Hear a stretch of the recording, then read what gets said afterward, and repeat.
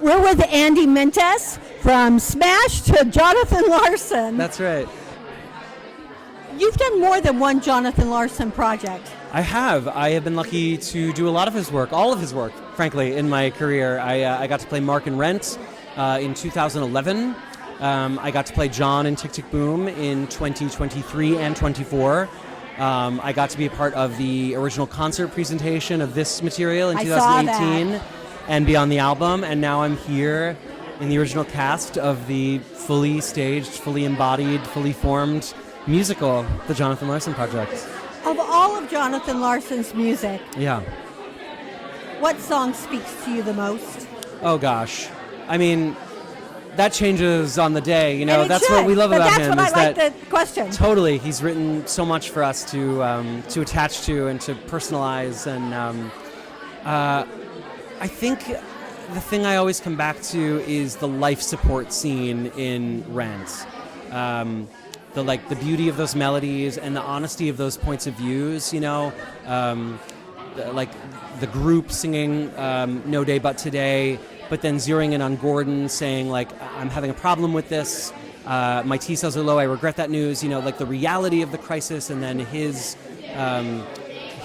kind of musical theater optimism in facing that. I think that one scene really encapsulates, like, everything Jonathan did well. I just think it's a beautiful piece of writing. Now, last time we talked to you, you were doing Tick, Tick, Boom at Bucks County. Yes. What have you done since then? And do you have other projects, or are you doing TV and film that we should know about? Oh, golly. Since then, what can I say? You're always working. I'm glad I make it appear that way. I did quite a lot of development since the last time we spoke. A lot of workshops and readings and things in process that are now coming to fruition in the year to come. So stay tuned, I'll say. We will. Great. Are you doing TV and film as well? Of course, yeah. Where can we see you on there? Well, I was just in this past, most recent season of Evil. That's my most recent screen credits. If you watch that show, you'll see me there. I don't watch TV. I'd like to say That's so, but okay. I don't. I have one finally. What would you like our audiences to know about you that they wouldn't know?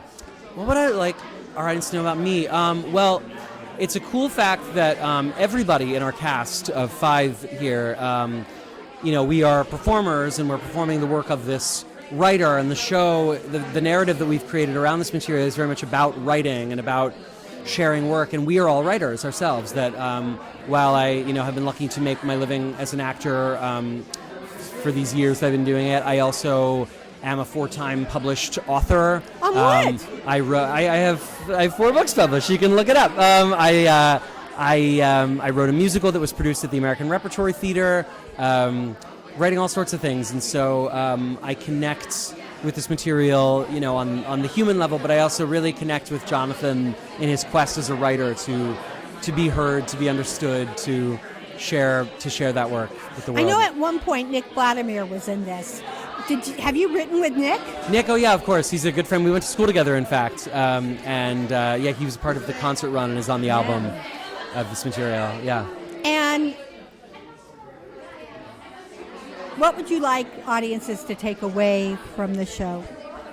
Yeah. I'm really excited for audiences to come see this stuff, see these songs that very easily could have just been lost forever, could have stayed in a box in the Library of Congress.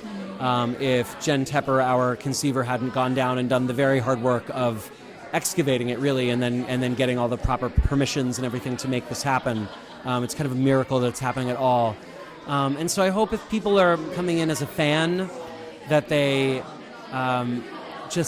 appreciate this blessing that we have more material from this beloved titan of the theater who we thought we had heard the last word from. But there's actually so much more, and the breadth of that material, the range of stuff that he was writing is so surprising. It makes you feel his loss that much more, because you think, oh, look at all this stuff that he wrote in such a short amount of time. What else might we have gotten had he lived? But also I think it's quite inspiring, because you think, wow, he did all this in such a short amount of time. What am I capable of? It's almost like a ghost or karma or spirituality brings this to life. Yeah, I mean, I like to think that he really would have loved this, and I really think that's true. Like, I think he was such a creature of the theater. he worked so hard to get these songs, the songs that are in this that have been unheard up to this point. They were only unheard because people told him no, right? Like, he tried desperately to get this stuff out there, and now we get to complete that work.